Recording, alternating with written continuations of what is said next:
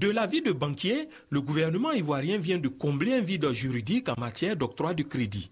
Lors du Conseil des ministres du 18 juin dernier, les taux de quotité cessible et de quotité saisissable ont été fixés. Le porte-parole du gouvernement décrypte ces notions. La quotité saisissable, c'est le taux maximum que la banque peut saisir. En cas de problème avec vous, la quotité cessible, c'est le pourcentage de votre rémunération que vous autorisez le banquier à prélever par rapport à vos engagements vis-à-vis de ce banquier-là. Pour ce qui est de la quotité saisissable, le taux retenu est fixé à 33% du salaire.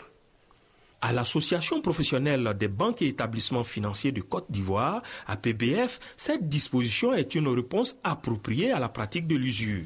Pour l'APBF, la mesure doit contribuer à ouvrir davantage les caisses des banques aux demandeurs de crédit. Les tests relatifs au Code de travail du 1er août 1964 et même le nouveau Code du travail de 1995 ne tranchaient pas clairement en fait les dispositions afférentes à la quotité cessible, à la quotité saisissable et même au taux qui était indiqué. Nous avions jusqu'à aujourd'hui l'application d'un taux de 33,33% qui était plus du fait de l'usage que des tests. C'est une bonne nouvelle pour les ménages et pour les populations ivoiriennes de pouvoir s'endetter de façon saine auprès des professionnels du crédit, c'est-à-dire auprès des banques et établissements financiers. Et tout ceci à des taux compétitifs. L'objectif de ce genre de mesures, c'est d'amener les banques à financer plus les populations, d'augmenter la capacité d'emprunt des ménages. C'est ce qui est important.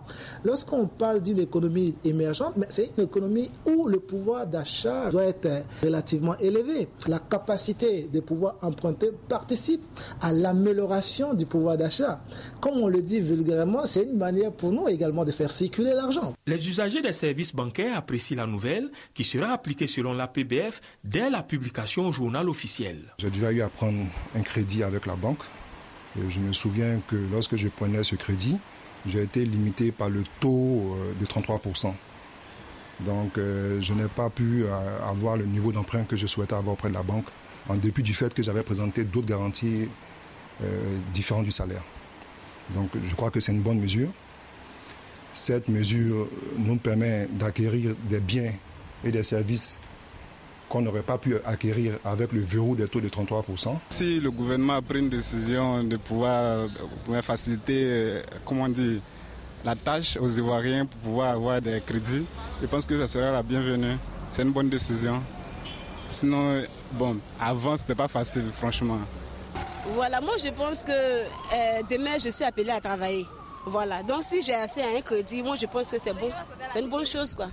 Seulement, le champ d'application de la décision est bien circonscrit, contrairement à ce que pense cette jeune dame.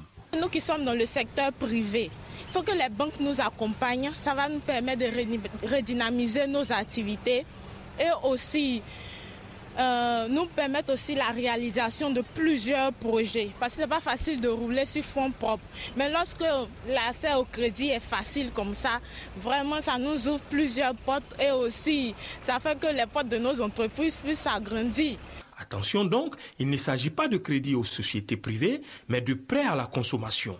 D'ailleurs, la disposition prise par le gouvernement est taillée sur mesure, une sorte de crédit à la carte où chacun doit trouver son compte selon le niveau des salaires. Désormais, quand on regarde les tranches de salaire de 0 à 200 000 francs CFA, le taux applicable est de 35%. De 200 001 à 400 000, le taux applicable est de 38%.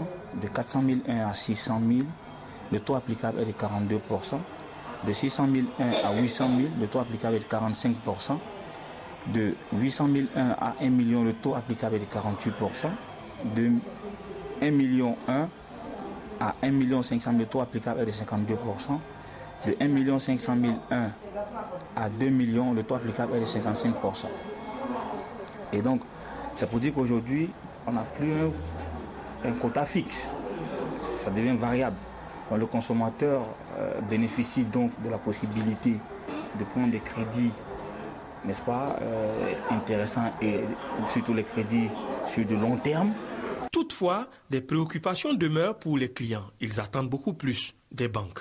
L'idée est très bonne, mais il s'agit maintenant pour les banquiers de nous accompagner effectivement dans nos différents projets. Nous avons assisté à beaucoup de séminaires où les banques ne veulent pas prendre le risque. On attend déjà que les taux soient encore tirés vers le bas. C'est vrai que depuis 10 ans, avec tout ce qu'il y a comme concurrence sur le marché, les taux sont descendus. On souhaite que les banques puissent faire un effort. On souhaite aussi que les banques puissent être un peu plus imaginatives dans l'octroi de crédit.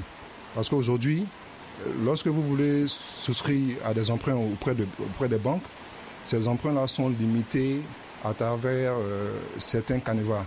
On va vous parler par exemple d'emprunts pour des IMO, emprunts pour l'achat de véhicules. Les statistiques montrent qu'en 2013, le système bancaire ivoirien, composé de 24 établissements bancaires et financiers, a octroyé 447 milliards de francs CFA de crédit aux ménages contre 2275 milliards de francs CFA aux sociétés privées.